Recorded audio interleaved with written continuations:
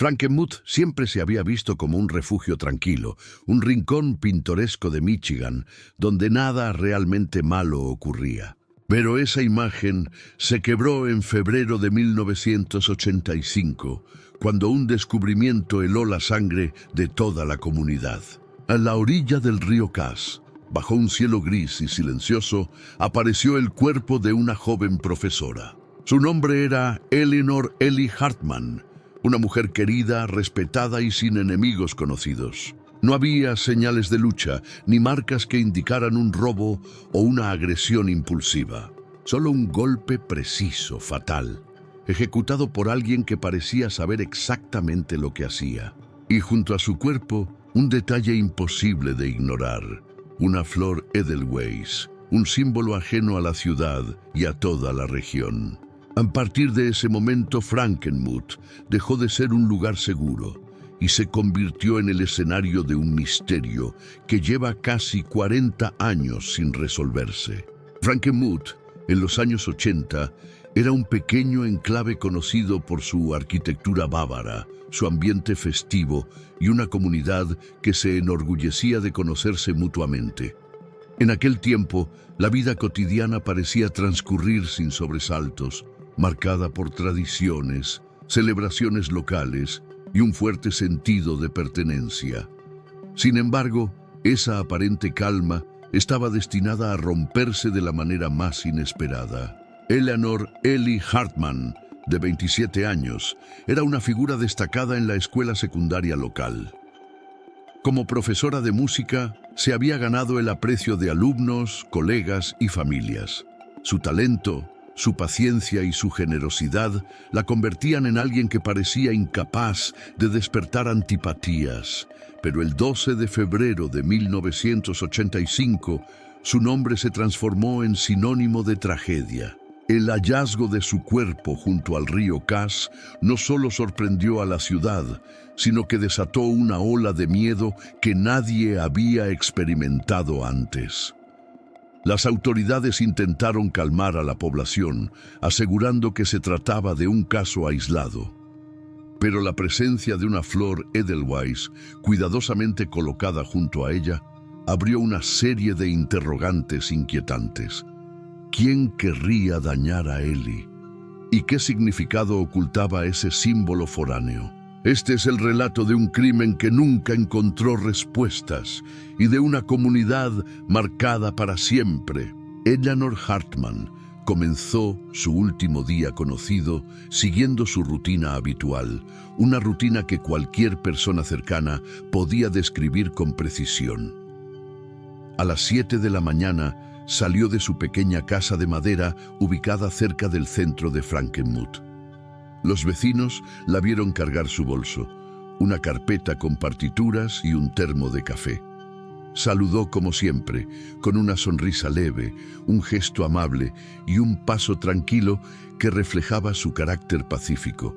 Ese día, 11 de febrero de 1985, las temperaturas eran particularmente bajas.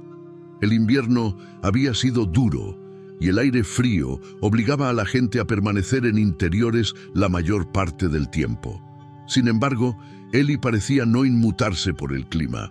Caminó hacia la escuela secundaria, donde impartía clases desde hacía 4 años.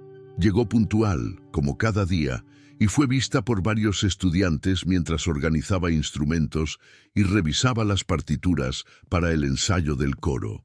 Durante la mañana todo transcurrió sin incidentes. Los alumnos la describieron como concentrada, aunque un poco más silenciosa de lo habitual. Una estudiante recordó que Ellie miraba con frecuencia hacia la ventana, como si esperara algo o a alguien, pero no había señales claras de preocupación. A la hora del almuerzo, se reunió con 2 colegas en la sala de profesores.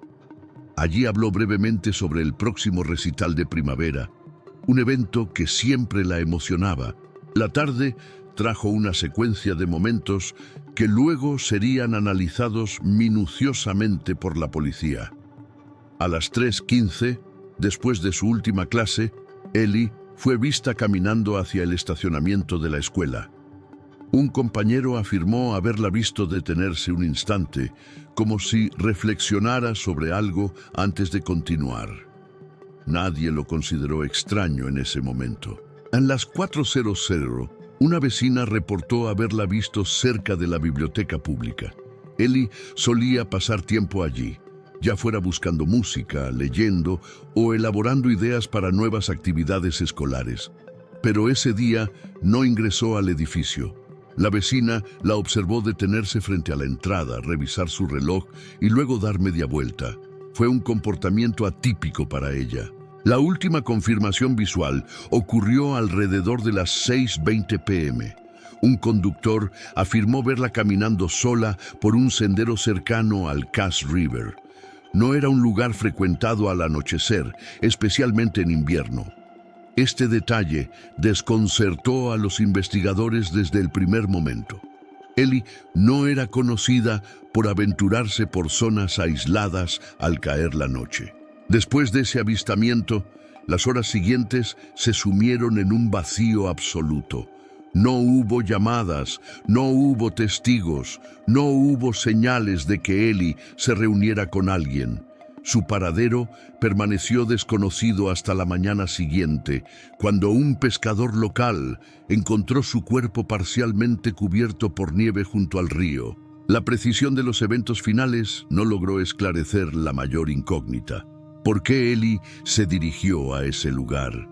Sus amigos dijeron que no conocía a nadie en esa área.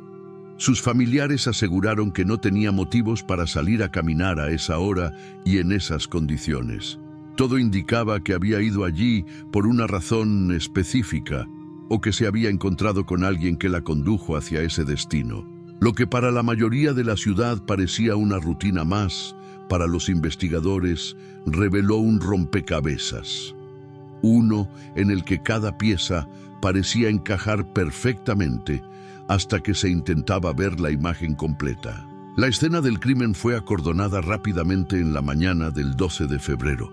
El pescador que encontró el cuerpo, un hombre llamado Harold Klein, aún recordaba con claridad la expresión de incredulidad que sintió al ver la figura inmóvil a unos metros del agua. Ellie yacía boca arriba, con el rostro relajado, como si estuviera dormida. No había sangre visible, solo un moretón oscuro en la sien derecha, del tamaño de una mano cerrada. La policía local llegó en cuestión de minutos. Frankenmuth no estaba preparada para un crimen violento, por lo que la llegada de agentes del condado fue inmediata. Sin embargo, la falta de experiencia en homicidios se hizo evidente en las primeras horas. El área no fue asegurada de manera adecuada, permitiendo que curiosos se acercaran demasiado.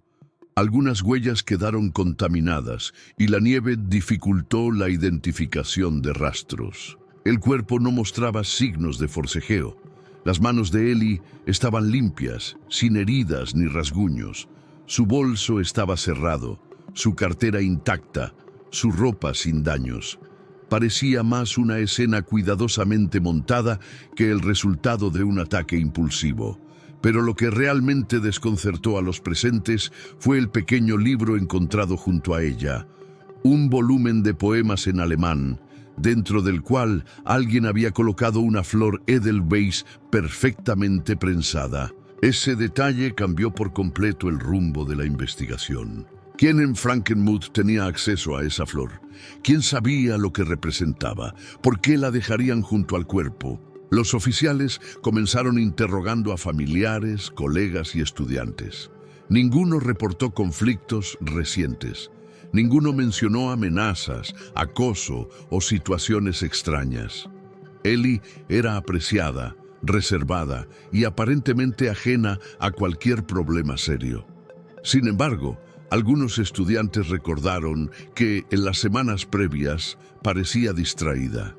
Cuando se le preguntaba si estaba bien, respondía con una sonrisa y cambiaba de tema. El examen médico determinó que la causa de muerte fue un golpe contundente aplicado con precisión. No había signos de abuso ni sustancias en su organismo. El ataque había sido rápido, silencioso y ejecutado por alguien que, probablemente, conocía a la víctima, pero esa hipótesis chocaba con la falta total de evidencias físicas. No se encontraron huellas dactilares distintas a las de Ellie, ni restos biológicos del agresor. La policía recibió varias denuncias de avistamientos extraños en los días posteriores. Personas que afirmaban haber visto a un hombre alto merodeando por la zona del río. Otras aseguraban que Ellie había discutido con alguien el día anterior, pero ninguna de estas declaraciones pudo confirmarse. Conforme pasaban las semanas, la presión sobre el departamento aumentó. La comunidad exigía respuestas, pero la investigación se estancó rápidamente, sin testigos, sin arma, sin un motivo claro y con un símbolo misterioso como única pista. El caso parecía desvanecerse. La policía intentó conectar la flor Edelweiss con algún residente de origen europeo, especialmente alemán o austriaco, pero Frankenmuth tenía una enorme población descendiente de inmigrantes germanos. La flor, presentada como algo exótico y significativo, resultó ser demasiado común dentro del simbolismo cultural de la comunidad. Las autoridades no estaban preparadas para admitirlo, pero se encontraban frente a un caso extraordinariamente limpio. Demasiado limpio para ser un crimen improvisado. La pregunta no era quién había matado a Ellie, sino quién había logrado hacerlo sin dejar un solo cabo suelto. A medida que avanzaba la investigación, la policía elaboró una lista de personas que, de una manera u otra, habían tenido contacto con Ellie en los días previos a su muerte. Aunque ninguna de ellas parecía capaz de cometer un acto tan calculado, cada una tenía detalles en su historia que despertaron sospechas. Con el paso del tiempo, estos nombres se convirtieron en piezas centrales del misterio, alimentando teorías y discusiones en toda la comunidad. El primer sospechoso destacado fue Martin Weber, un profesor de historia que trabajaba en la misma escuela. Martin era conocido por su personalidad introvertida y por mantener conversaciones esporádicas con Ellie sobre literatura y música clásica. Algunos colegas afirmaban que él mostraba un interés particular en ella, aunque nunca se pudo demostrar que existiera un vínculo emocional más profundo. Lo que sí llamó la atención de la policía fue que Martin poseía una colección extensa de libros europeos, incluyendo varios ejemplares que contenían flores prensadas. Cuando se registró su vivienda, encontraron libros similares al hallado junto al cuerpo de Ellie. Sin embargo, ninguna de las flores coincidía con la Edelweiss encontrada en la escena del crimen. Además, Martin tenía una coartada sólida. Había asistido a una reunión familiar fuera de la ciudad la noche del crimen. Aún así, su nombre nunca dejó de circular en los rumores locales. El segundo sospechoso fue Thomas Gerber, un joven mecánico que había mantenido una relación breve con Ellie tiempo atrás. La relación había terminado en buenos términos, al menos según las versiones de ambos. Pero algunos testigos aseguraron haber visto a Thomas discutiendo con Ellie en la escuela una semana antes de su muerte.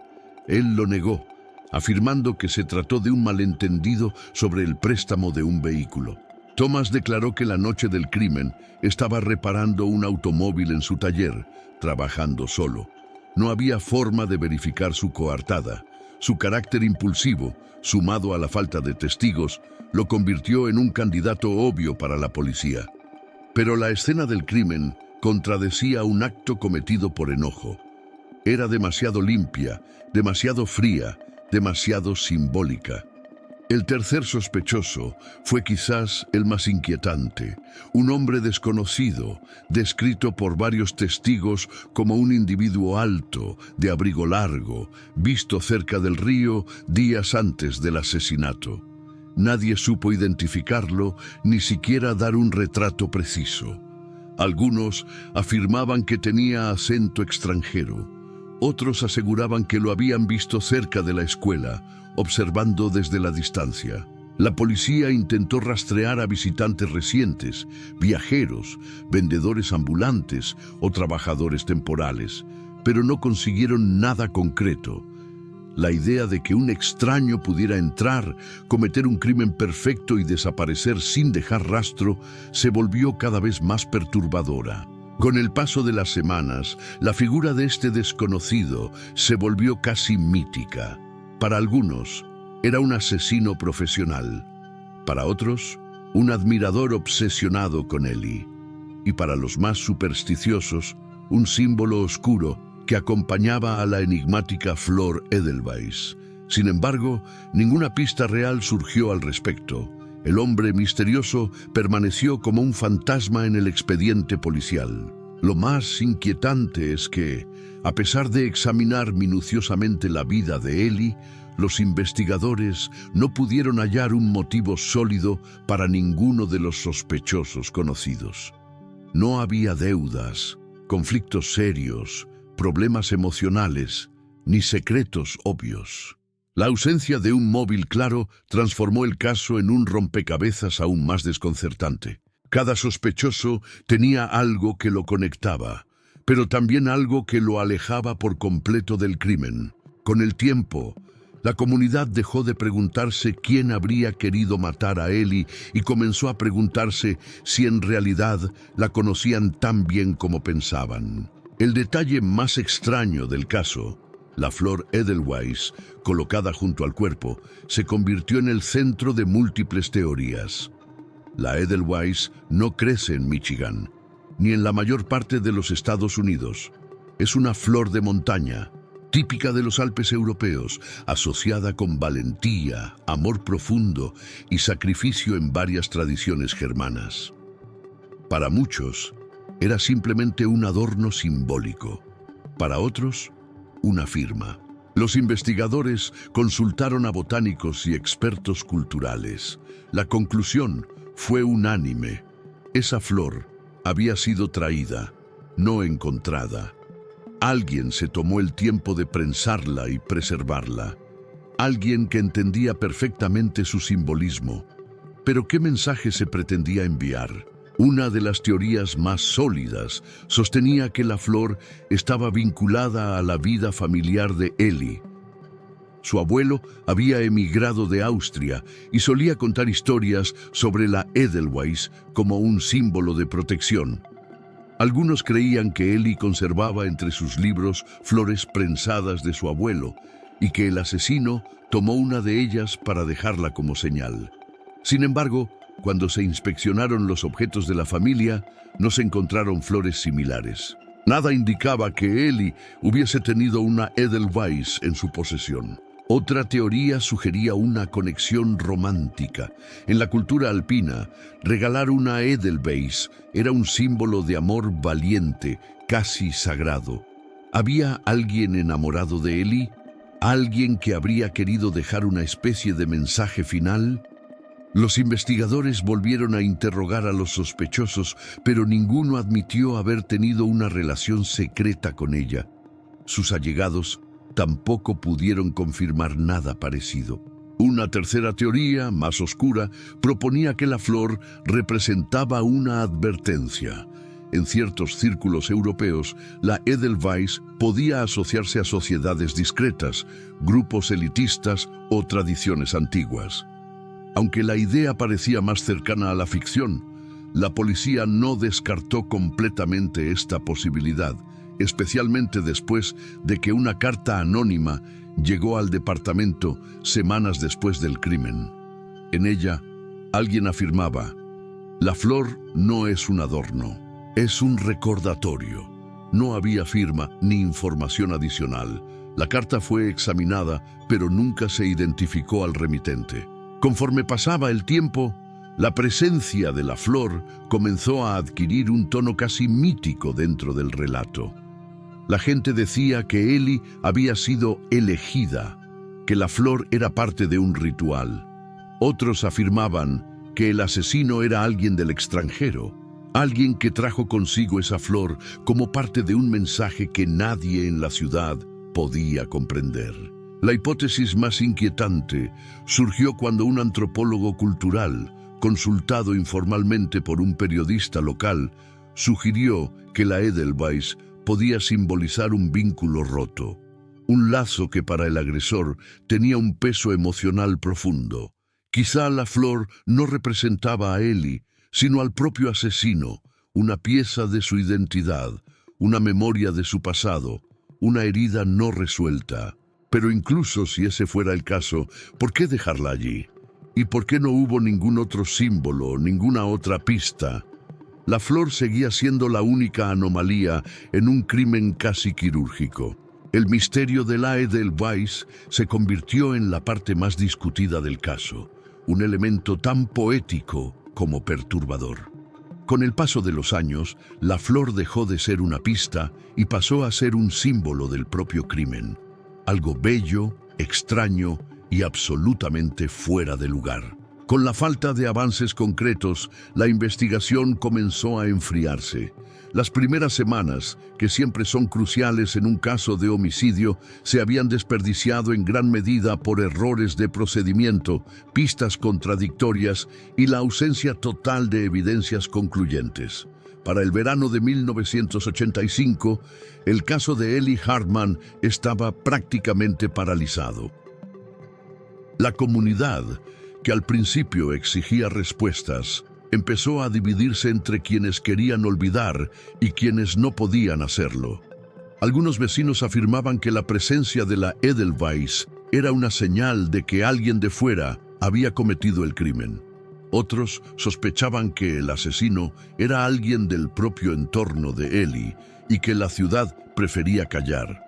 Este silencio creciente se convirtió en una sombra permanente sobre Frankenmuth. La policía continuó recibiendo pistas esporádicas a lo largo de los años. Un hombre que aseguraba haber visto a una figura misteriosa en el bosque. Una mujer que afirmó oír llantos cerca del río semanas antes del asesinato. Un turista que decía haber escuchado rumores sobre un hombre de acento extraño. Pero ninguna de estas declaraciones pudo confirmarse.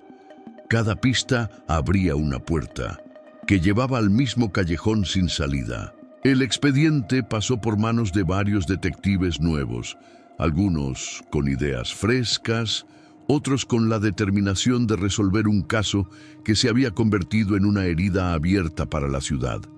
Sin embargo, todos se enfrentaron a la misma ausencia total de pruebas físicas, testigos confiables y motivos visibles. El caso parecía haber sido diseñado para permanecer oculto. En 1993, 8 años después del crimen, el departamento anunció oficialmente que el caso quedaba archivado. Esto no significaba que estuviera cerrado, sino que ya no habría recursos asignados activamente a la investigación. Para muchos habitantes fue una traición. Ellie merecía justicia. Para otros fue un alivio, un intento de dejar atrás un capítulo doloroso.